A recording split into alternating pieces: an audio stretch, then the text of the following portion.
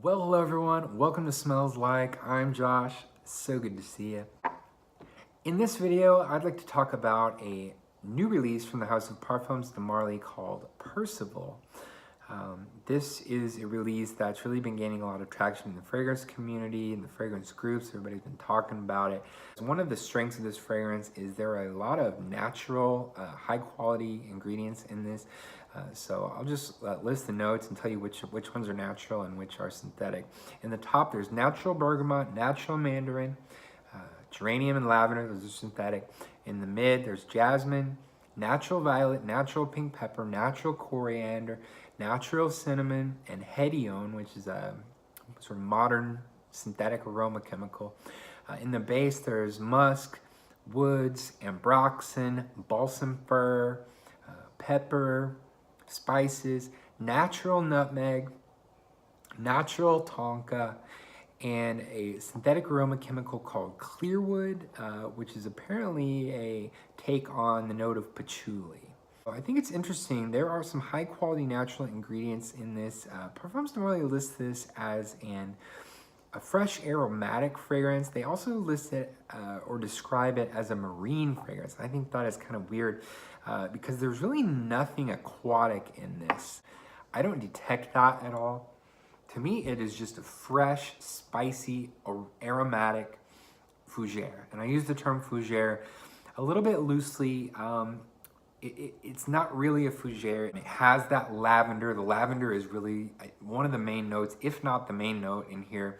Another one of the main notes is the geranium, and that it's kind of that metallic, fresh, slightly watery geranium. And I think maybe that's where the marine aspect comes from. To me, it smells like geranium, but I could see how that could be perceived as kind of a marine note. To me, it's just fresh and a little bit metallic.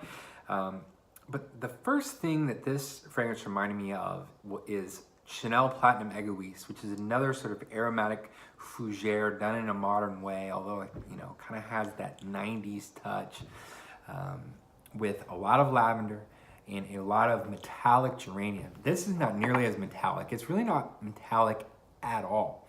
The geranium is more watery, more aromatic, and there are spices used in this that warm it up. So it did remind me first of Platinum Egoist from Chanel, but it doesn't smell a whole lot like that. What this really smells like is a niche version of Mont Blanc Legend.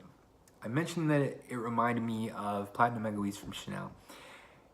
It smells closer in smell to Mont Blanc Legend, which is another fragrance in that category. Abercrombie & Fitch Fierce is also in that category, and it kind of smells, it's in that category. I got a hint at this fragrance. It really performs amazingly. It's really strong. It projects and projects and projects for hours, really. The citruses hang on for hours, literally. There's a natural mandarin note in this that gives it kind of an orange popsicle feel, like an orange lollipop is what it kind of reminds me of. And that kind of sparkly orange note really hangs on for a long time. There's some spices in this like coriander. Coriander is kind of a cool, fresh spice, and it also has a little bit of an orange tinge to it. And so that probably adds to that orange vibe that I get. The cinnamon is prevalent here, and that really serves to warm things up. Really, I enjoy this a lot more than probably any of the others that I've mentioned that this reminds me of, because it has this really elegant, natural, well-blended DNA. The problem here is the price. The standard size is $290 for a fragrance that, to me, only slightly elevates itself above the designers, that it comes from. And so even though this takes away the aspects of its predecessors that I dislike, dresses things up with some really elegant naturals, all of that isn't quite enough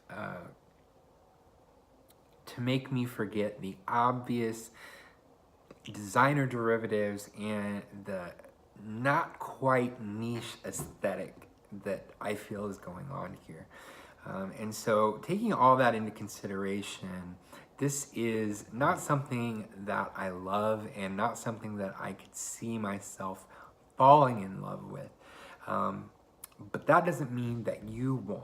If you could see yourself enjoying those other fragrances that I listed and really enjoying a more natural, more polished, more elegant, sort of more elevated version of those fragrances, you may really enjoy this one.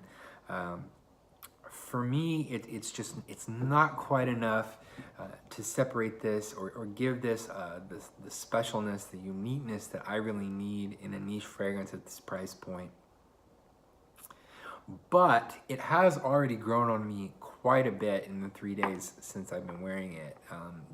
When I first put it on, I was a little turned off by it. And already today, I gotta tell you, I am really enjoying wearing it. It really has an easy to wear, mass-pleasing overall vibe. It smells modern. It smells like what it's, I think, trying to be, which is a new aromatic fougere, a modern aromatic fougere that really goes its own way. It takes the best of what we have nowadays in terms of synthetics and pairs that with natural ingredients. And for that, I have a feeling this will be quite popular. So be sure to subscribe if you'd like to do this again sometime. And let me know in the comments your thoughts on this one. And that's it. I'll see you again for the next video here on the Smells Like Fragrance channel. Thanks so much for watching.